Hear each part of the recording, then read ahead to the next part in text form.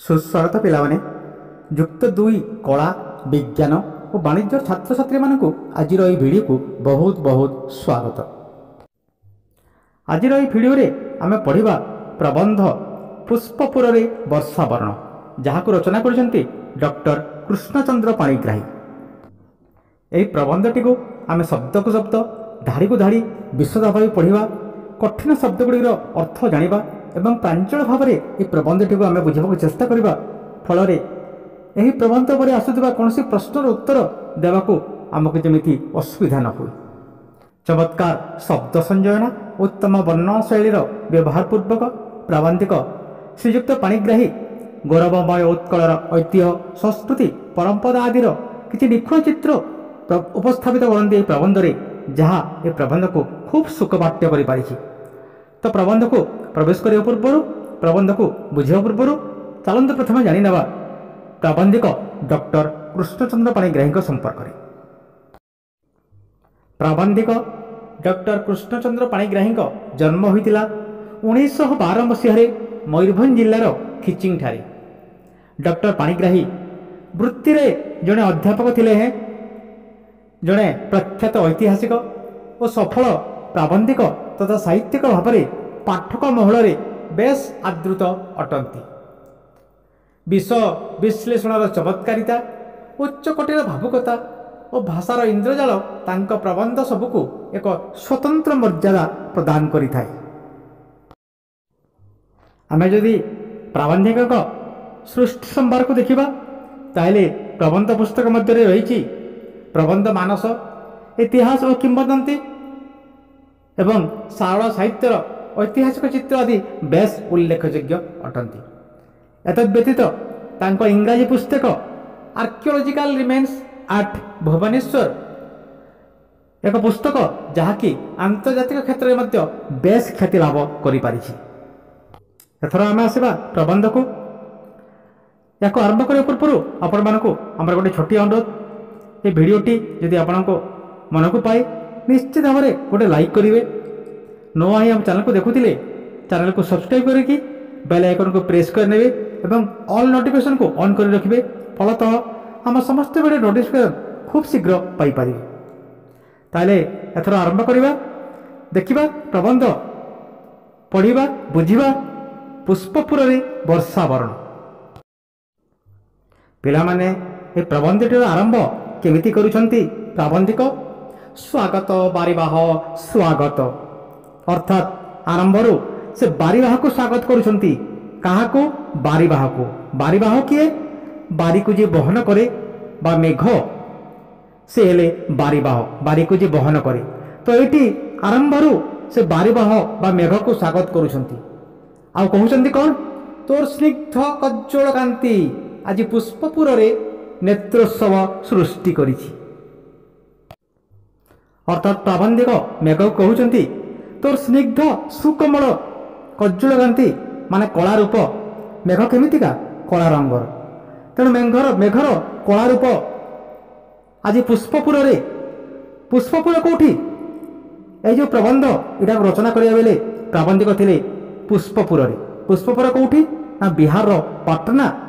एबे मैं जहाँ जानुचे बिहार पाटना से पूर्वे पुष्पपुर नाम कथित थिला। तो प्राबंधिक बिहार पाटना और पुष्पपुर अछंती। आउ से समय से मेघर आविर्भाव को सेठी देखिछंती। कहउछंती तो स्निग्ध सुकोमल कज्जल कांति आज पुष्पपुर रे नेत्रोत्सव सृष्टि करिछि। नेत्रोत्सव कौन? एटा हैला प्रभु श्री जगन्नाथ एक महाउत्सव जहाँकि श्रीगुंडीचा पूर्व होता है। प्रभु 15 दिन अणसर घरे रहिबा परे जो दिन से नवजौवन प्राप्त होती से दिन नव नेत्रोत्सव पालित हुए बा नेत्र आखिरे पितुला लग जाए बा कला रंगर कराए। यह प्रभु श्री जगन्नाथ एक महाउत्सव अटे। तेणु प्राबंधिक ये कहउछंती जे मेघ तोर आगमन रे पुष्पपुर उत्सव मुखरित होई उठिछि। तोर आगमन रे समग्र पुष्पपुर आज उत्सव मुखरित होई उठिछि। प्रासाद बातायन पथरे तोर आगमनर सत्य शुभ शंख बाजी उठुछि। प्रासाद एटी कोठाघर, बातायन अर्थात झरका। कोठाघर ଝରକା ପଥରୁ ଶୁଣାଯାଉଛି ତୋର ଆଗମନର ସତ ଶୁଭ ଶଙ୍ଖ। ଗୋଟେ ନୁହେଁ ଦୁଇଟା ନୁହଁ, ଶହ ଶହ ଶୁଭ ଶଙ୍ଖର ଶବ୍ଦ ଶୁଣାଯାଉଛି ଝରକା ଫାଙ୍କରୁ। କାହାର? ମେଘର ଆଗମନର। ଦୂରବନ୍ଧୁ ପୁଣି ସେ ମେଘକୁ ସମ୍ବୋଧନ କରି କହୁଛନ୍ତି, ଦୂରବନ୍ଧୁ ବହୁଦିନ ପରେ ତୋର ଶୁଭାଗମନ ଆଜି ମଙ୍ଗଳମୟ ଓ ମଧୁମୟ ହୋଇ ଉଠୁଛି। ପ୍ରାବନ୍ଧିକ କହୁଛନ୍ତି ଯେ ହେ ମେଘ, ବହୁଦିନ ପରେ ତୋର ଆଗମନରେ ଆଜି ସମଗ୍ର ପୁଷ୍ପପୁର ମଧୁମୟ ଓ ମଙ୍ଗଳମୟ ହୋଇ ଉଠିଛି। ତୋର ସ୍ପର୍ଶରେ ପୁଷ୍ପପୁର ଅଜିରେ ସଜୀବ ଓ ଶ୍ୟାମଳ ହୋଇ ଉଠିବ।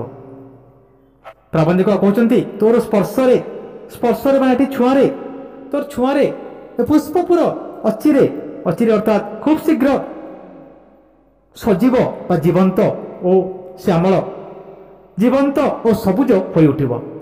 ପ୍ରାବନ୍ଧିକ କହୁଛନ୍ତି ଯେ ତୋର ଆଜି ଯେଉଁ ଏ ଶୁଭାଗମନ, ଏ ଆଗମନରେ ପୁଷ୍ପପୁର ଖୁବ୍ ଶୀଘ୍ର ସଜୀବ ଓ ଶ୍ୟାମଳ ବା ସବୁଜ ହୋଇ ଉଠିବ।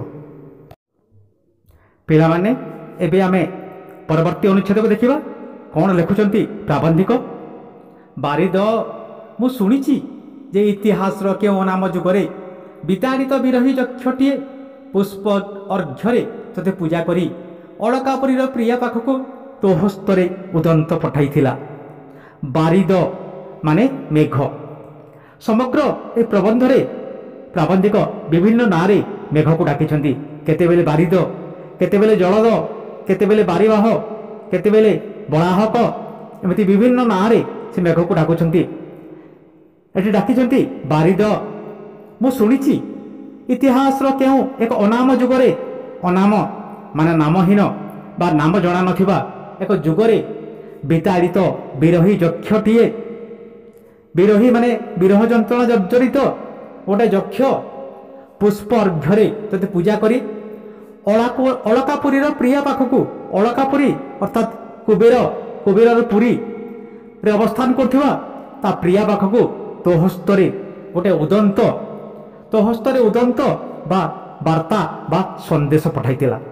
ତ ପିଲାମାନେ, ଏଠି ମୁଁ ଟିକେ ସୂଚନା ଦେବି ଯେ ଏଇ ଯେଉଁ ବିରହୀ ଯକ୍ଷ ପ୍ରସଙ୍ଗ କବି ଏଠି ପ୍ରାବନ୍ଧିକ ଏଠି ଉତ୍ଥାପନ କରୁଛନ୍ତି, ସେଟା କ'ଣ କି କାଳିଦାସର ମେଘଦୂତରେ ବର୍ଣ୍ଣିତ ହୋଇଛି ଯେ ଏକ ଯକ୍ଷ କୁବେରଙ୍କ ଦ୍ୱାରା ଅଭିଶାପଗ୍ରସ୍ତ ହୋଇ ମର୍ତ୍ତ୍ୟଭୂମିର ରାମଗିରିରେ ଅବସ୍ଥାନ କରୁଥିଲା। ରାମଗିରିରେ ଅବସ୍ଥାନ କରୁଥିବା କାଳରେ ବର୍ଷା କାଳର ଆଗମନ ହୋଇଛି। ଆକାଶରେ ନବୀନ ମେଘମାଳାର ସଞ୍ଚାର ହୋଇଛି। ଆଉ ସେ ସବୁ ମେଘକୁ ଦେଖି ସେହି ଯକ୍ଷ ବିରହ ବେଦନାରେ ଅଧିକ ଜର୍ଜରିତ ହୋଇଛି।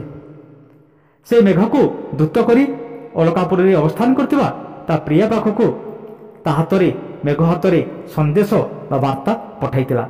ସେଇଟାକୁ ପ୍ରାବନ୍ଧିକ ଏଠି ଉତ୍ଥାପନ କରୁଛନ୍ତି ଯେ ବିରହୀ ଯକ୍ଷଟିଏ ପୁଷ୍ପର୍ଘ୍ୟ ଦେଇ ତୋତେ ପୂଜା କରି ଅଳକାପୁରୀରେ ରହୁଥିବା ତା ପ୍ରିୟା ପାଖକୁ ତୋ ହାତରେ ସନ୍ଦେଶ ବା ବାର୍ତ୍ତା ପଠାଇଥିଲା। କିନ୍ତୁ ଘନ ବ୍ୟକ୍ତିଠାରୁ କ'ଣ ଗୋଷ୍ଠୀ ବଡ଼ ନୁହଁ? ମାନେ ଏଠି ପ୍ରାବନ୍ଧିକ କହିବାକୁ ଚାହାନ୍ତି ଯେ ଯେଉଁ ବିରହୀ ଯକ୍ଷ କଥା ସେ ଉତ୍ଥାପନ କରିଛନ୍ତି, ସେଇଟା ତ ଗୋଟେ ବ୍ୟକ୍ତି ବିଶେଷର ସମସ୍ୟା ଥିଲା। କିନ୍ତୁ ପ୍ରାବନ୍ଧିକ ଯେଉଁ ସମସ୍ୟାଟି ଉତ୍ଥାପନ କରିବାକୁ ଚାହୁଁଛନ୍ତି, ସେଇ ତ ଗୋଟେ ଗୋଷ୍ଠୀଗତ ସମସ୍ୟା, ସେଇଟା ଗୋଟେ ଗୋଷ୍ଠୀର ସମସ୍ୟା। ଏଣୁ ସେ ମେଘକୁ ପ୍ରଶ୍ନ କରୁଛନ୍ତି, ବ୍ୟକ୍ତିଠାରୁ କ'ଣ ଗୋଷ୍ଠୀ ବଡ଼ ନୁହଁ? ଏହି ଭ୍ରାମ୍ୟମାଣ ଉଦାସୀନ ଧରଣୀ ବ୍ୟକ୍ତି ବିଶେଷର ଲାଭ କ୍ଷତିରେ ବିଚଳିତ ହୁଏ ନାହିଁ। ଏ ଉଦାସୀନ ଧରଣୀ ମାନେ ଦୁଃଖରେ ଭାଙ୍ଗି ପଡ଼ିଥିବା ଧରଣୀ କେବେ ହେଲେ ବ୍ୟକ୍ତି ବିଶେଷର ଲାଭ କ୍ଷତିରେ ବିଚଳିତ ହୁଏ ନାହିଁ। ମାନେ ଗୋଟିଏ ବ୍ୟକ୍ତିର ଲାଭ କ୍ଷତିକୁ ନେଇ ବିଚଳିତ ହୁଏ ନାହିଁ।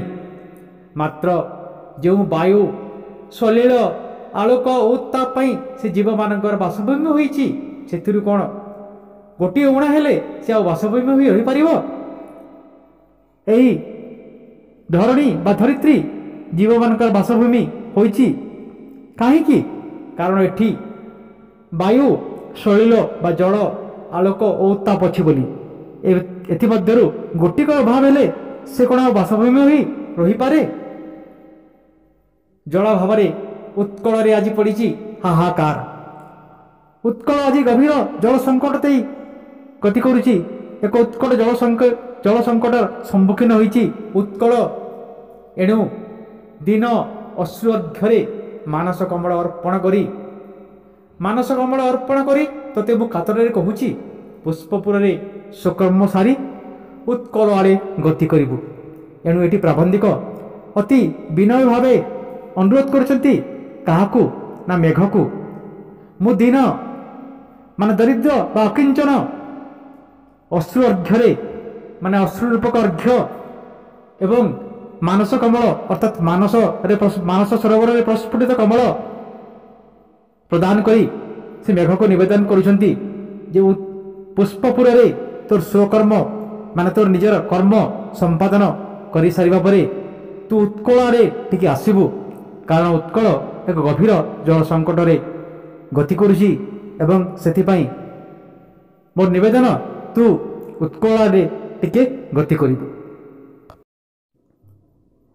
ଆଜି ଯଦି ମୁଁ ଧୂମ ଜ୍ୟୋତି ବା ଶୈଳୀଳ ହୋଇ ତୋର ସହିତ ମିଶି ପାରନ୍ତି, ତେବେ ବାତାୟନ ପଥରେ ଉଡ଼ିଯାଇ ଅଗ୍ରଗତିରେ ମୋର ଜନ୍ମଭୂମିକୁ ତୋତେ ଚିହ୍ନାଇ ଦିଅନ୍ତି। ପ୍ରାବନ୍ଧିକ ଏଠି କହୁଛନ୍ତି ଯେ ରେ ମେଘ, ରେ ବାରିଦ, ମୁଁ ଯଦି ଧୂମ ବା ଧୂଆଁ, ଜ୍ୟୋତି ବା ଆଲୋକ ଏବଂ ଶୈଳ ବା ଜଳ ହୋଇପାରନ୍ତି, ତେବେ ମୁଁ କ'ଣ କରନ୍ତି? ତୋ ସହିତ ମିଶିଯାଆନ୍ତି ଏବଂ ଝରକା ପଥରେ ଯାଇ ବାତାୟନ ପଥରେ ଉଡ଼ିଯାଇ ଅଗ୍ରଗତିରେ ମାନେ ଦ୍ରୁତ ଗତିରେ ମୁଁ ତୋତେ ନେଇ ମୋର ଉତ୍କଳକୁ ମୋର ଜନ୍ମଭୂମିକୁ ମୁଁ ତୋତେ ଚିହ୍ନାଇ ଦିଅନ୍ତି। କିନ୍ତୁ ସେଇଟା ତ ମୋ ପକ୍ଷରେ ସମ୍ଭବ ନୁହଁ। ମୁଁ ତ ଗୋଟିଏ ମଣିଷ, ମୁଁ ବା କେମିତି ଧୂମ ଜ୍ୟୋତି ବା ଶୈଳ ହୋଇପାରିବି? ତଥାପି ପଥ ପ୍ରଦର୍ଶକ ବିନା ଭାରତର ସାରଭୂତା ଉତ୍କଳ ଭୂମିକୁ ଚିହ୍ନିବା ପାଇଁ ତୋର ଭ୍ରମ ହେବ ନାହିଁ। ପୁନଶ୍ଚ ପ୍ରାବନ୍ଧିକ କହୁଛନ୍ତି ଯଦି ମୁଁ ତୋର ପଥ ପ୍ରଦର୍ଶନ କରିପାରୁନାହିଁ, ତଥାପି ପଥ ପ୍ରଦର୍ଶକ ବିନା ବି ଉତ୍କଳ ଭୂମିକୁ ଚିହ୍ନିବାକୁ ତୋର ଡେରି ହେବ ନାହିଁ, ତୋର ଭ୍ରମ ଭୁଲ ହେବ ନାହିଁ। ପଥ ପ୍ରଦର୍ଶକ ବିନା ଭାରତର ସାରଭୂତା ମାନେ ଶ୍ରେଷ୍ଠ ଭାରତ ଭୂମିରେ ଶ୍ରେଷ୍ଠ ଉତ୍କଳକୁ ଚିହ୍ନିବା ପାଇଁ ତୋର ଭ୍ରମ ହେବ ନାହିଁ, ମାନେ କିଛି ଭୁଲ ବା ତ୍ରୁଟି ହେବ ନାହିଁ। ପରବର୍ତ୍ତୀ ବାକ୍ୟମାନଙ୍କରେ ପ୍ରାବନ୍ଧିକ ମେଘକୁ ଉତ୍କଳକୁ ଚିହ୍ନିବା ପାଇଁ କିଛି ସୂଚନା ପ୍ରଦାନ କରୁଛନ୍ତି। ତ ପ୍ରାବନ୍ଧିକ ଲେଖୁଛନ୍ତି, ତୁ ଦେଖିବୁ ଯେ ଏକ ଦିଗରେ ପୁଗ, ପୁନ୍ନାଗ, ତାଳ, ତମାଳ ଓ ନାରିକେଳ ବନରେ ବିଶୋଭିତ ମହୋଦଧିର ବେଳାରେ ସେ ବଳାୟିତ ହୋଇଛି। ଅନ୍ୟ ଦିଗରେ ତୁଙ୍ଗ ଶିଖରୀ ସମାକୁଳ ନିବିଡ଼ ବନରାଜିର ଅସରନ୍ତି ସାମସଭାରେ ଅପରୂପ ହୋଇଛି। ପୁଗ ମାନେ ଗୁଆ, ପୁନ୍ନାଗ ଅର୍ଥାତ୍ ପୋଳାଙ୍ଗ, ତାଳ, ତମାଳ, ତାମ୍ବୁଳ ମାନେ ପାନ ଓ ନାରିକେଳ। ପୁଗ, ପୁନ୍ନାଗ, ତାଳ, ତମାଳ, ତାମ୍ବୁଳ ଓ ନାରିକେଳ ବନରେ ବିଶୋଭିତ ମହୋଦଧି ବେଳା, ମହୋଦଧି ମାନେ ସାଗର ବେଳାରେ ସେ ବେଳାୟିତ ହୋଇଛି, ମାନେ ତାକୁ ଘେରି ରହିଛି। ସାମୁଦ୍ରିକ ବେଳାଭୂମି ତାକୁ ଘେରି ରହିଛି। ଆଉ ସେ ବେଳାଭୂମି ପୁଗ, ପୁନ୍ନାଗ, ତାଳ, ତମାଳ, ତାମ୍ବୁଳ ଓ ନାରିକେଳ ବନରେ ବିଶୋଭିତ ଏବଂ ଅନ୍ୟ ଦିଗରେ ତୁଙ୍ଗ ଶିଖରୀ, ତୁଙ୍ଗ ମାନେ ସୁଉଚ୍ଚ, ଶିଖରୀ ମାନେ ପର୍ବତମାଳା, ସମାକୁଳ ମାନେ ତା ସହିତ ନିବିଡ଼ ବନରାଜି, ନିବିଡ଼ ଜଙ୍ଗଲର ଶ୍ୟାମଳିମା ବା ସବୁଜିମା ଅନ୍ୟ ଦିଗରେ ଉତ୍କଳକୁ ଏକ ଅପରୂପ ଶୋଭାରେ ବିମଣ୍ଡିତ କରିଛି। ପ୍ରାବନ୍ଧିକ କହୁଛନ୍ତି, ରେ ମେଘ, ସେହି ମୋର ଜନ୍ମଭୂମି ବୀର ପ୍ରସବିନୀ, କୋଟି କୀର୍ତ୍ତି କିରାଟିନୀ, ତଟିନୀ ତଟମାଳିନୀ, ପ୍ରଚ୍ଛନ୍ନ ରତ୍ନ ଧାରିଣୀ, ସୁଜଳା ସୁଫଳା ଶ୍ୟାମଳା, ଅଥଚ ଆଜି ପତିତା, ଲାଞ୍ଛିତା ଓ ଖଣ୍ଡିତା। ପ୍ରାବନ୍ଧିକ କହୁଛନ୍ତି, ରେ ମେଘ, ସେହି ହେଉଛି ମୋର ଜନ୍ମଭୂମି, କୋଟି ବୀର ପ୍ରସବିନୀ, କୀର୍ତ୍ତି କିରାଟିନୀ, ତଟିନୀ ତଟମାଳିନୀ, ପ୍ରଚ୍ଛନ୍ନ ରତ୍ନଧାରିଣୀ, ସୁଜଳା ଆଉ ସୁଫଳା। କୋଟି ବୀର ପ୍ରସବିନୀ ମାନେ କୋଟି ବୀରଙ୍କୁ ସେ ପ୍ରସବ କରିଛି, ମାନେ ଜନ୍ମ ଦେଇଛି। କୋଟି କୀର୍ତ୍ତି କିରାଟିନୀ ମାନେ କୋଟିଏ କୀର୍ତ୍ତିର ମୁକୁଟ ସେ ଧାରଣ କରିଛି। କୋଟି କୀର୍ତ୍ତି କିରାଟିନୀ, ତଟିନୀ ତଟମାଳିନୀ। ତଟିନୀ ତଟମାଳିନୀ ଅର୍ଥାତ୍ ଅସଂଖ୍ୟ ତଟିନୀ ବା ନଈର ସୁରମ୍ୟ କୂଳକୁ ନେଇ କୂଳରେ ସେ ସୁଶୋଭିତା, ପ୍ରଚ୍ଛନ୍ନ ରତ୍ନ ଧାରିଣୀ, ପ୍ରଚ୍ଛନ୍ନ ମାନେ ଲୁକାୟିତ ଭାବରେ ଥିବା ଅସଂଖ୍ୟ ରତ୍ନ ଭଣ୍ଡାରର ଅଧିକାରିଣୀ, ମାନେ ତା କୋଳରେ ଲୁଚି ରହିଛି ଅନେକ ରତ୍ନ ଭଣ୍ଡାର, ଅନେକ ରତ୍ନାଦିର ଖଣି ବିଶେଷ, ସୁଜଳା ସୁଫଳା ଶ୍ୟାମଳା ମୋର ଜନ୍ମଭୂମି। କିନ୍ତୁ ପ୍ରବନ୍ଧିକ ଏଠି ଟିକେ ଦୁଃଖ ପ୍ରକାଶ କରୁଛନ୍ତି ଯେ ସେହି ମୋର ଜନ୍ମଭୂମି ଉତ୍କଳ ଆଜି ପତିତା ଲାଞ୍ଛିତା ଆଉ ଖଣ୍ଡିତା। ଏଠି ଖଣ୍ଡିତା ବୋଲି କାହିଁକି କହିଛନ୍ତି? ଆପଣମାନେ ଜାଣିଥିବେ 1936 ମସିହାରେ ଓଡ଼ିଶା ଯେତେବେଳେ ଏକ ସ୍ୱତନ୍ତ୍ର ପ୍ରଦେଶ ଭାବରେ ଗଠିତ ହେଲା, ତା ପୂର୍ବରୁ ଓଡ଼ିଶା ଖଣ୍ଡ ବିଖଣ୍ଡିତ ଅବସ୍ଥାରେ ଥିଲା। ଏପରିକି ଓଡ଼ିଶା ନିକଟବର୍ତ୍ତୀ ଅନ୍ୟାନ୍ୟ ରାଜ୍ୟ ଓଡ଼ିଶାକୁ ନିଜର ସୀମା ଭିତରେ ମିଶାଇ ଓଡ଼ିଶାକୁ ଏବଂ ଓଡ଼ିଆ ଭାଷାକୁ ବିଲୁପ୍ତ କରିଦେବାର ପ୍ରୟାସ କରୁଥିଲେ। ଏଣୁ ଗଭୀର ଦୁଃଖ ସହିତ ଏଠି ପ୍ରାବନ୍ଧିକ ଓଡ଼ିଶାକୁ ଏ ଉତ୍କଳକୁ ଖଣ୍ଡିତ ବୋଲି କହିଅଛନ୍ତି। ପ୍ରାବନ୍ଧିକ କହୁଛନ୍ତି, ରେ ଜଳଦ ମାନେ ଏଠି ମେଘ, ରେ ମେଘ ଏପରି ଭୂମିକୁ ଚିହ୍ନିବା ପାଇଁ ତୋର ଭ୍ରମ ହେବ ନାହିଁ, ମାନେ ଏପରି ପବିତ୍ର ଉତ୍କଳ ଭୂମିକୁ ଚିହ୍ନିବା ପାଇଁ ତୋର ଭ୍ରମ ହେବ ନାହିଁ ବା ଭୁଲ ହେବ ନାହିଁ। ବିଜୁଳି ବିମଣ୍ଡିତ ଓ ବଳକା ବିଶୋଭିତ ହୋଇ ଗନ୍ଧବହ ହିଲ୍ଲୋଳରେ ଭାସି ଭାସି ପୀତବସନ ବନମାଳୀ ପରି ଉତ୍କଳର ଆକାଶରେ ଆବିର୍ଭୂତ ହୋଇଯିବୁ। ଏଠି ପ୍ରାବନ୍ଧିକ କହୁଛନ୍ତି ମେଘକୁ, ରେ ମେଘ ବିଜୁଳି ବିମଣ୍ଡିତ ମାନେ ବିଜୁଳି ଦ୍ୱାରା ମଣ୍ଡିତ ହୋଇ ଶୋଭିତ ହୋଇ, ବଳକା ବିଶୋଭିତ, ବଳକା ମାନେ ବଗ ମାନେ ଧାଡ଼ି ଧାଡ଼ି ବଗରେ ନିଜକୁ ଶୋଭିତ କରି, ଗନ୍ଧବ ହିଲ୍ଲୋଳରେ, ଗନ୍ଧବ ମାନେ ପବନ, ହିଲ୍ଲୋଳ ମାନେ ତରଙ୍ଗ, ପବନର ତରଙ୍ଗରେ ତୁ ଭାସି ଭାସି ଯାଇ ପୀତବସନ ବନମାଳୀ ମାନେ ପୀତ ମାନେ ହଳଦିଆ, ବସନ ମାନେ ବାସ ଲୁଗା, ହଳଦିଆ ଲୁଗାରେ ନିଜକୁ ଆବୃତ କରୁଥିବା ବନମାଳୀ ବା ଶ୍ରୀକୃଷ୍ଣ ପରି ତୁ ଉତ୍କଳର ଆକାଶରେ ଆବିର୍ଭୂତ ହୋଇଯିବୁ। ଗୋପାଙ୍ଗନ ମାନଙ୍କ ଅପାଙ୍ଗ ଘନଶ୍ୟାମର ରୂପସୁଧା ପାନ କଲା ସଦୃଶ ଉତ୍କଳରେ ଆଜି କୋଟି ନେତ୍ର ତୋର ରୂପସୁଧା ପାନ କରିବେ। ଗୋପାଙ୍ଗନା ମାନେ ଗୋପୀମାନଙ୍କ ଅପାଙ୍ଗ ଅର୍ଥାତ୍ କଟାକ୍ଷ ଘନଶ୍ୟାମ ବା ଶ୍ରୀକୃଷ୍ଣଙ୍କ ରୂପସୁଧା ପାନ କଲା ପରି ଉତ୍କଳର କୋଟି ନେତ୍ର ମାନେ ଉତ୍କଳର କୋଟି କୋଟି ଲୋକେ ତୋର ରୂପସୁଧା ଆଜି ପାନ କରିବେ, ମାନେ ତୋ ରୂପକୁ, ତୋ ରୂପର ସନ୍ଦର୍ଶନରେ ସେମାନେ ବିମୋହିତ ହୋଇପଡ଼ିବେ। ଜଳଦ ଦରିଦ୍ରଠାରେ ହିଁ ବଦାନ୍ୟତାର ମହତ୍ଵ ବଢ଼ି ଉଠେ। ପିଲାମାନେ ଏଠି ପ୍ରାବନ୍ଧିକ କ'ଣ କହିବାକୁ ଚାହାନ୍ତି? ପ୍ରାବନ୍ଧିକ ତ ପ୍ରଥମେ କହିଲେ ମେଘକୁ ଉତ୍କଳରେ ଆସିବୁ, ତାପରେ କହିଲେ କେମିତି ଚିହ୍ନିବୁ ଉତ୍କଳକୁ, ତାପରେ ସେ କହିଲେ କେମିତି ଉତ୍କଳରେ ତୁ ପହଞ୍ଚିବୁ, କେଉଁ ରୂପରେ ଉତ୍କଳରେ ପହଞ୍ଚିବୁ ତା ବି କହିଲେ। ଏବେ ସେ କହୁଛନ୍ତି ଉତ୍କଳରେ ପହଞ୍ଚିବା ମାତ୍ରେ ତୁ ପ୍ରଥମେ କେଉଁଠାକୁ ଯିବୁ? ଦରିଦ୍ରଠାରେ ହିଁ ବଦାନ୍ୟତାର ମହତ୍ଵ ବଢ଼ି ଉଠେ।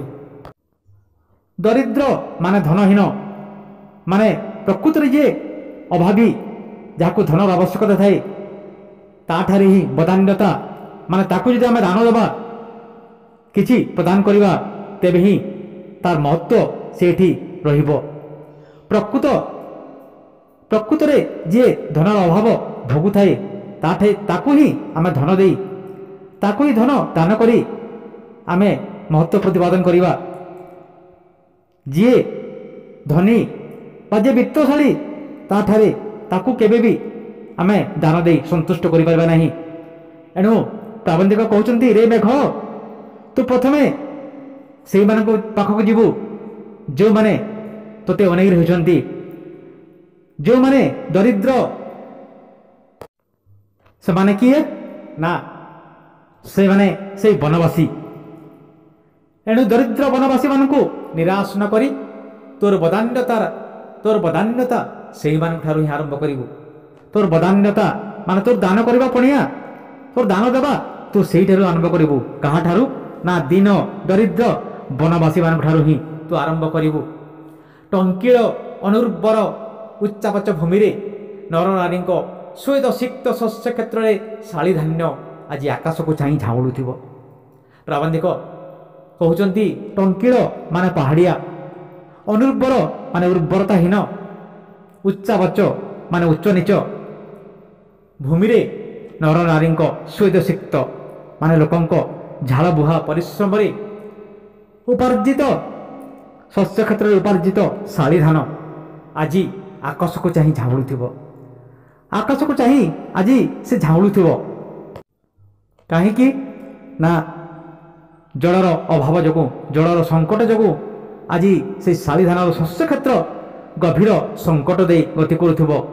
ତେଣୁ ପ୍ରଥମେ ତୁ ସେଇଠାରେ ଯାଇ ପହଞ୍ଚିବୁ।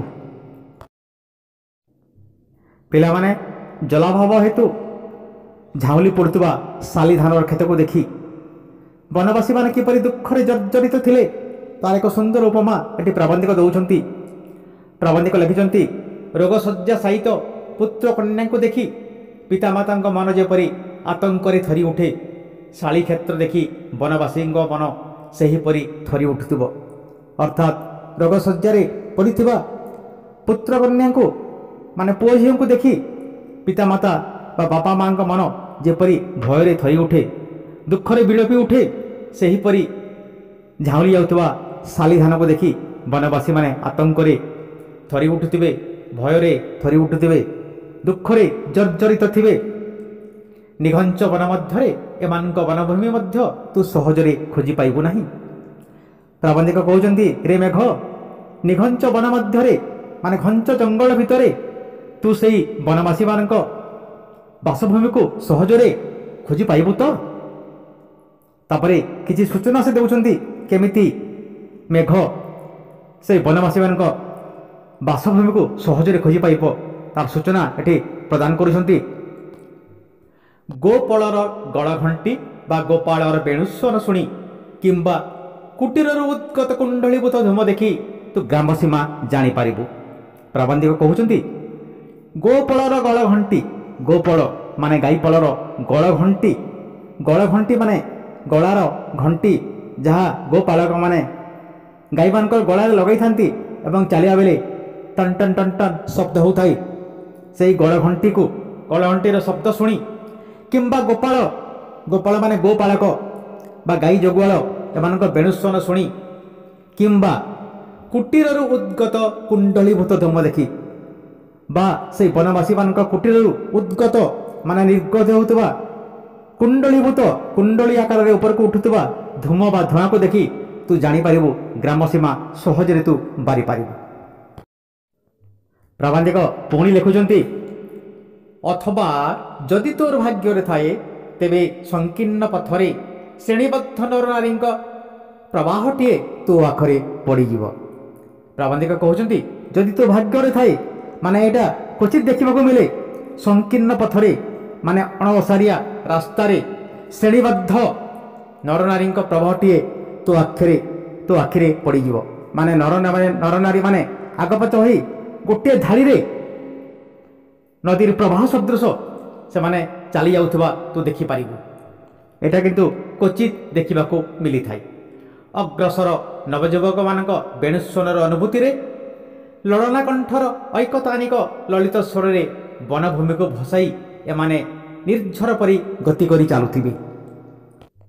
ଅଗ୍ରସର ନବଯୁବକମାନଙ୍କ ବେଣୁସ୍ୱନର ଅନୁକୃତିରେ ମାନେ ଅଗ୍ରସର ନବଯୁବକମାନଙ୍କ ବେଣୁସ୍ୱନ ମାନେ ଆଗକୁ ବଢ଼ି ଚାଲିବା ସେ ନବଯୁବକମାନଙ୍କ ବେଣୁସ୍ୱନ ସହିତ ଅନୁକୃତିରେ ମାନେ ସମାନ ଭାବରେ ତାଳ ଦେଇ ଲଳନା କଣ୍ଠରୁ ଶୁଭୁଥିବ ଐକତାନିକ ମାନେ ଏକ ସୁରରେ ସଙ୍ଗୀତର ଝଙ୍କାର, ଯାହା ବନଭୂମିକୁ ପ୍ରକମ୍ପିତ କରୁଥିବ ଏବଂ ସେମାନେ ନିର୍ଝର ପରି ବା ନଦୀର ପ୍ରବାହ ପରି ଆଗକୁ ବଢ଼ି ଚାଲିଥିବେ।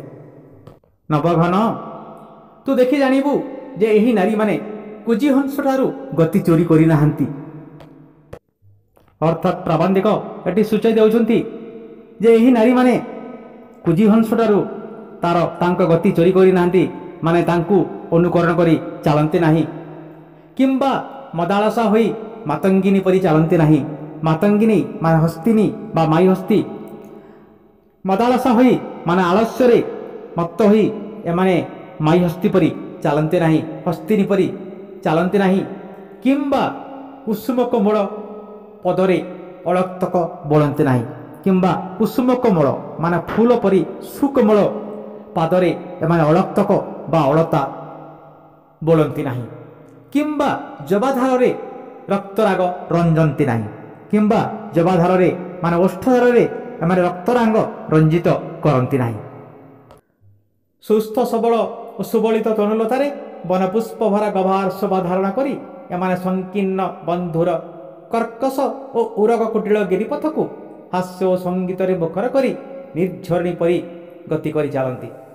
ପ୍ରବନ୍ଧିକ କହୁଛନ୍ତି, ରେ ମେଘ, ଏମାନେ କିନ୍ତୁ ସୁସ୍ଥ ସବଳ ଓ ସୁବଳିତ ତନୁଧାରୀ, ଆଉ ବନପୁଷ୍ପ ଭରା ଗଭାର ଶୋଭା ଧାରଣ କରି ମାନେ ବନପୁଷ୍ପ ମାନେ ଜଙ୍ଗଲୀ ପୁଷ୍ପରେ ନିଜର ଗଭାକୁ ସଜ୍ଜିତ କରି ବିମଣ୍ଡିତ କରି ଏମାନେ ସଂକୀର୍ଣ୍ଣ ମାନେ ଅଣଓସାରିଆ ବନ୍ଧୁର କର୍କଶ ମାନେ ଆବୁଡ଼ା ଖାବୁଡ଼ା ଉରଗ କୁଟିଳ ଉରଗ ମାନେ ସାପ ସର୍ପ ପରି ଅଙ୍କା ବଙ୍କା ଗିରିପଥକୁ ହାସ୍ୟ ଓ ସଙ୍ଗୀତରେ ମୁଖରିତ କରି ଏମାନେ ନିର୍ଝରଣୀ ପରି ଏମାନେ ଗତି କରି ଚାଲନ୍ତି।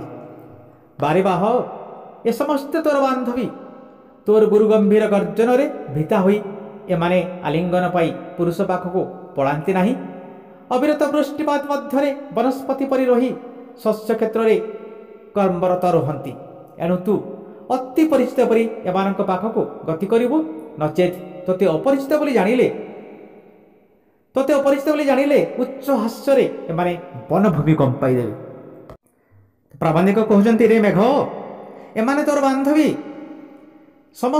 ଏମାନେ ସମସ୍ତେ ତୋର ବାନ୍ଧବୀ, ତୋର ଗୁରୁ ଗମ୍ଭୀର ଗର୍ଜନରେ ଭୀତା ହୋଇ ଏମାନେ ଆଲିଙ୍ଗନ ପାଇଁ ପୁରୁଷ ପାଖକୁ ପଳାନ୍ତି ନାହିଁ। ତୋର ଯେଉଁ ଗୁରୁ ଗମ୍ଭୀର ଧ୍ୱନି, ତୋର ଯେଉଁ ଗୁରୁ ଗମ୍ଭୀର ଗର୍ଜନ, ତାକୁ ଏମାନେ ଡରନ୍ତି ନାହିଁ। ଭୀତା ହୋଇ ମାନେ ଡରି ପୁରୁଷ ପାଖକୁ ଏମାନେ ପଳାନ୍ତି ନାହିଁ। ଅବିରତ ବୃଷ୍ଟିପାତ ମଧ୍ୟରେ ବନସ୍ପତି ପରି ଶସ୍ୟ କ୍ଷେତ୍ରରେ ଏମାନେ କର୍ମରତ ରହନ୍ତି, ଅର୍ଥାତ୍ ନିରନ୍ତର ବୃଷ୍ଟିପାତ ହେଲେ ଏମାନେ ବନସ୍ପତି ପରି ମାନେ ବୃକ୍ଷଲତା ସଦୃଶ ଶସ୍ୟ କ୍ଷେତ୍ରରେ ଏମାନେ କର୍ମରତ ରହନ୍ତି ବା କର୍ମ କରି ଚାଲନ୍ତି। ଏଣୁ ପ୍ରାବନ୍ଧିକ ମେଘକୁ ସୂଚନା ଦେଉଛନ୍ତି, ତୁ ଅତି ପରିଚିତ ପରି ଏମାନଙ୍କ ଆଡ଼କୁ ଗତି କରିବୁ, ଅର୍ଥାତ୍ ଆଦୌ ଅପରିଚିତ ଭଳି ତୁ ଗତି କରିବୁନି, ଅପରିଚିତ ପରି ବ୍ୟବହାର ତୁ ଦେବୁନି। ଆଉ ଏମାନେ ଯଦି ଜାଣିବେ ତୁ ଏମିତି ଅପରିଚିତ ପରି ବ୍ୟବହାର ଦେଉଛୁ, ତାହେଲେ ଏମାନେ ତାଙ୍କ ଉଚ୍ଚ ହାସ୍ୟରେ ବନଭୂମିକୁ ପ୍ରକମ୍ପିତ କରିଦେବେ। ତେଣୁ ପ୍ରବନ୍ଧିକ କହୁଛନ୍ତି, ରେ ମେଘ, ତୁ ଆଦୌ ଅପରିଚିତ ପରି ବ୍ୟବହାର ଏମାନଙ୍କୁ ଦେଖାଇବୁ ନାହିଁ, ପରିଚିତ ପରି ତୁ ଆଗକୁ ଗତି କରିବୁ, ନହେଲେ ଏମାନେ ତାଙ୍କ ହାସ୍ୟରୋଳରେ ବନଭୂମିକୁ ପ୍ରକମ୍ପିତ କରାଇଦେବେ। ଜଳଦ, ତୁ କ'ଣ ଜାଣୁନାହୁଁ ଯେ ଏହି ବନବାସୀମାନେ ତୋର ଛଡ଼ା ଆଉ କାହାରି ଅନୁଗ୍ରହ ଲୋଡ଼ନ୍ତି ନାହିଁ କିମ୍ବା ନିଅନ୍ତି ନାହିଁ। ପ୍ରବନ୍ଧିକ ଏଠି ପ୍ରଶ୍ନ କରୁଛନ୍ତି ମେଘକୁ, ରେ ମେଘ, ତୁ କ'ଣ ଜାଣୁନାହୁଁ ଯେ ଏହି ବନବାସୀମାନେ ତୋର ଛଡ଼ା ଆଉ କାହାରି ଅନୁଗ୍ରହ ମାନେ କାହାରି ଦୟା ସେମାନେ ଲୋଡ଼ନ୍ତି ନାହିଁ ବା ଚାହାନ୍ତି ନାହିଁ, କାହାରି ଅନୁଗ୍ରହ ବା ଦୟା ସେମାନେ ଆଶା କରନ୍ତି ନାହିଁ। ତୁ କ'ଣ ଜାଣୁନୁ? ସ୍ୱଦାର୍ଜିତ ଧନରେ ଉଦର ପୋଷଣ, ସୁନ୍ଦର ସ୍ୱାସ୍ଥ୍ୟ ଓ ନିର୍ମଳ ମନ ମାନବ ଜୀବନର ପରମ କାବ୍ୟ ନୁହଁ କି? ପ୍ରବନ୍ଧିକ କହୁଛନ୍ତି, ରେ ମେଘ, ଏମାନେ ସ୍ୱଦାର୍ଜିତ ଧନରେ ଏମାନେ ଉଦର ପୋଷଣ କରନ୍ତି। ସ୍ୱଦାର୍ଜିତ ମାନେ ନିଜର ଝାଳ ବୁହା ଧନରେ ଏମାନେ ନିଜର ଉଦର ପୋଷନ୍ତି। ଏମାନେ ଝାଳ ବୁହା ପରିଶ୍ରମ କରି ଉଦର ପୋଷଣ କରନ୍ତି, ପେଟ ପୋଷନ୍ତି। ଫଳତଃ ଏମାନଙ୍କୁ ସୁନ୍ଦର ସ୍ୱାସ୍ଥ୍ୟ ଓ ନିର୍ମଳ ମନ ଆପେ ଆପେ ମିଳିଯାଇଥାଏ। ଆଉ ଏ ସୁନ୍ଦର ସ୍ୱାସ୍ଥ୍ୟ ଆଉ ନିର୍ମଳ ମନ ତ ପ୍ରତ୍ୟେକ ମଣିଷର ପରମ କାମ୍ୟ ଅଟେ, ପରମ ଇଚ୍ଛା ଅଟେ। ପ୍ରତ୍ୟେକ ମଣିଷ ଚାହିଁଥାଏ ଗୋଟେ ସୁନ୍ଦର ସ୍ୱାସ୍ଥ୍ୟ ଆଉ ଗୋଟେ ନିର୍ମଳ ମନ, ଯାହାକି ଏମାନଙ୍କୁ ଆପେ ଆପେ ମିଳିଯାଏ ତାଙ୍କର ଝାଳ ବୁହା ପରିଶ୍ରମ ଯୋଗୁଁ। ଯଦି ତସ୍କରତା କେବେ ଏ ଜଗତର ଲୋପ ପାଏ, ତେବେ ମାନବିକତା ଶିଖିବା ପାଇଁ ସଭ୍ୟ ସମାଜ ଏମାନଙ୍କ ପାଖକୁ ଦିନେ ଆସିବ।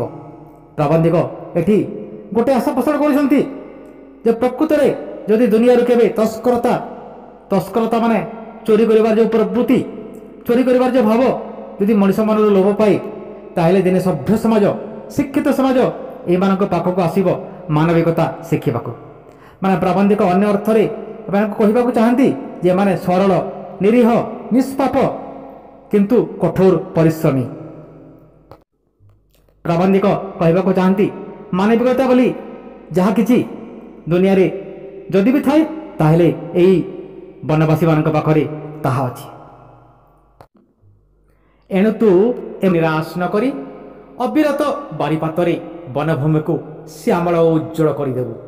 ପ୍ରବନ୍ଧିକ ଅନୁରୋଧ କରୁଛନ୍ତି ରେ ମେଘ ଏଭଳି ସରଳ ନିରୀହ ନିଷ୍ପାପ ଓ ପରିଶ୍ରମୀ ବ୍ୟକ୍ତିମାନଙ୍କୁ ତୁ କେବେ ହେଲେ ନିରାଶ କରିବୁ ନାହିଁ। ଅବିରତ ବାରିପାତରେ, ବାରିପାତ ମାନେ ବର୍ଷା ବା ବୃଷ୍ଟିପାତରେ ତୁ ଏମାନଙ୍କର ବନଭୂମିକୁ ଶ୍ୟାମଳ ଓ ଉଜ୍ଜଳ କରିଦେବୁ, ସବୁଜିମାରେ ଭରିଦେବୁ। ତୋର କୃପାରେ ଶାଳି କ୍ଷେତ୍ରରେ ନବନୀଳିମା ଖେଳି ବୁଲିବ। ତୋର କୃପାରେ ମାନେ ତୋର ଦୟାରେ, ତୋର ଯଦି ଦୟା ହୁଏ ଶାଳି ଧାନର କ୍ଷେତ୍ରରେ ନବନୀଳିମା ମାନେ ଏକ ଅନନ୍ୟ ସବୁଜିମା ଖେଳି ଉଠିବ। ନିର୍ଝରିଣୀ ଗିରିଦରିରେ କ୍ରୀଡ଼ାରତ ବତ୍ସତରୀ ପରି ନାଚି ଉଠିବ। ନିର୍ଝରିଣୀ ମାନେ ଝରଣା, ଗିରିଦରିରେ ମାନେ ପାହାଡ଼ ଗୁମ୍ଫାରେ, ପର୍ବତ ଗୁମ୍ଫାରେ କ୍ରୀଡ଼ାରତ ମାନେ କ୍ରୀଡ଼ାରେ ମଗ୍ନ ବତ୍ସତରୀ ବା ବାଛୁରୀ ପରି ନାଚି ଉଠିବ। ନିର୍ଝରିଣୀ ବା ଝରଣା ଗିରିତରୀରେ ମାନେ ଗିରି ଗୁମ୍ଫାରେ କ୍ରୀଡ଼ାରତ ବତ୍ସତରୀ ପରି ବା କ୍ରୀଡ଼ାରତ ବାଛୁରୀ ପରି ନାଚି ଉଠିବ। ଭଞ୍ଜନ ରୂପ ପାଳିତ କଳାପୀର କେକାରେ ବନଭୂମି ପୂର୍ଣ୍ଣ ହେବ। ଭଞ୍ଜନ ରୂପ ପାଳିତ ମାନେ ଭଞ୍ଜ ରୂପ ମାନେ ରାଜା, ଭଞ୍ଜ ରାଜା ପାଳିତ, ଏଠି ଭଞ୍ଜ ଯେଉଁ କୁହାଯାଉଛି ଏଠି ମୟୂରଭଞ୍ଜ ରାଜାଙ୍କ ଦ୍ୱାରା ପାଳିତ କଳାପୀ, କଳାପୀ ମାନେ ମୟୂର, କଳାପୀର କେକାରେ, କେକା ମାନେ ସ୍ୱର, ମୟୂରର ସ୍ୱର, ଭଞ୍ଜନ ରୂପଙ୍କ ଦ୍ୱାରା ପାଳିତ ମୟୂର କେକାରେ ମାନେ ଶବ୍ଦରେ ବନଭୂମି ପରିପୂର୍ଣ୍ଣ ହେବ। ବନ୍ୟଜ୍ୟୋତିର ପରିମଳରେ ବନଭୂମି ଆମୋଦିତ ହେବ। ବନ୍ୟଜ୍ୟୋତି, ଜ୍ୟୋତି ମାନେ ହେଉଛି ଜୁଇ, ଜୁଇ ପୁଷ୍ପ, ବନ୍ୟଜ୍ୟୋତି ମାନେ ଜଙ୍ଗଲୀ ଜୁଇ ପୁଷ୍ପର ପରିମଳରେ, ଏଠି ପରିମଳ ମାନେ ସୁବାସ ବୋଲି ଧରି ନିଆଯିବ। ବନ୍ୟଜ୍ୟୋତିର ପରିମଳରେ ମାନେ ବନ୍ୟଜ୍ୟୋତିର ସୁବାସରେ ବନଭୂମି ବା ସମଗ୍ର ଜଙ୍ଗଲ ଆମୋଦିତ ହୋଇ ଉଠିବ। କଦମ୍ବ ପୁଲକରେ କଣ୍ଟକିତ ହୋଇ ଉଠିବ। କଦମ୍ବ ମାନେ ଏଠି କଦମ୍ବ ପୁଷ୍ପ ପୁଲକରେ ମାନେ ଆନନ୍ଦରେ ବିକଶିତ ହେବାକୁ ଆରମ୍ଭ କରିବ। କୃଷ୍ଣଚୂଡ଼ା ନିଜ ତରୁଣ ତନୁକୁ ଦେଖି ନବ ତରୁଣୀ ପରି ଲଜ୍ଜାରୁଣ ହୋଇପଡ଼ିବ।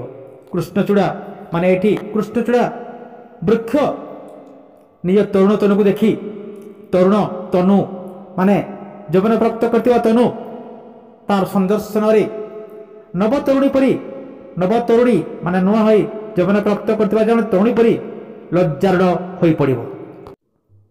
ନୂଆ ହୋଇ ଯୌବନ ପ୍ରାପ୍ତ କରିଥିବା ଜଣେ ତରୁଣୀ ପରି କୃଷ୍ଣଚୂଡ଼ା ନିଜ ତରୁଣ ତନୁକୁ ଦେଖି ଲାଜ ଅନୁଭବ କରିବ। ଏଣୁ ପ୍ରାବନ୍ଧିକ ମେଘ ବା ଜଳଦକୁ ପ୍ରଶ୍ନ କରୁଛନ୍ତି ତୋର ଅନୁଗ୍ରହର ଏତେ ବିଭବ ତୁ କ'ଣ ଦେଖିବାକୁ ଚାହୁଁନାହୁଁ? ରେ ମେଘ, ରେ ଜଳଦ, ତୋର ଅନୁଗ୍ରହ ବା ତୋର ଦୟାରେ ଯଦି ଏତେ କିଛି ସମ୍ଭବ ତୁ କ'ଣ ତାକୁ ଦେଖିବାକୁ ଚାହୁଁନାହୁଁ? ତୋର କ'ଣ ଇଚ୍ଛା ନାହିଁ ସେସବୁ ଦେଖିବାକୁ? ପିଲାମାନେ, ପୁଷ୍ପପୁରରେ ବର୍ଷାବରଣ ପୁରା ପାଠ୍ୟକୁ ଗୋଟେ ଭିଡ଼ିଓରେ ପ୍ରସ୍ତୁତ କରିବା ତ ସମ୍ଭବପର ନୁହଁ। ତେଣୁ ଆମେ ଏଇଠି ରଖୁଛୁ। ଏହାର ଦ୍ୱିତୀୟ ଭାଗକୁ ନେଇ ଆମେ ଖୁବ୍ ଶୀଘ୍ର ପୁଣି ଆସିବୁ। ଆମେ ପୁଣି ଭେଟ ହେବା ଆମର ସେ ଭିଡ଼ିଓରେ। ଏ ଭିଡ଼ିଓଟି ଯଦି ଆପଣଙ୍କୁ ଭଲ ଲାଗିଥାଏ ନିଶ୍ଚିତ ଭାବରେ ଲାଇକ୍ କରିବେ ଏବଂ ନୂଆ ହିଁ ଆମ ଚ୍ୟାନେଲକୁ ଦେଖୁଥିଲେ ଏହିପରି ଉପଯୋଗୀ ଭିଡ଼ିଓ ପାଇବା ପାଇଁ ଆମ ଚ୍ୟାନେଲକୁ ଏବେ ହିଁ ସବସ୍କ୍ରାଇବ୍ କରିନେବେ। ଆପଣମାନଙ୍କୁ ବହୁତ ବହୁତ ଧନ୍ୟବାଦ।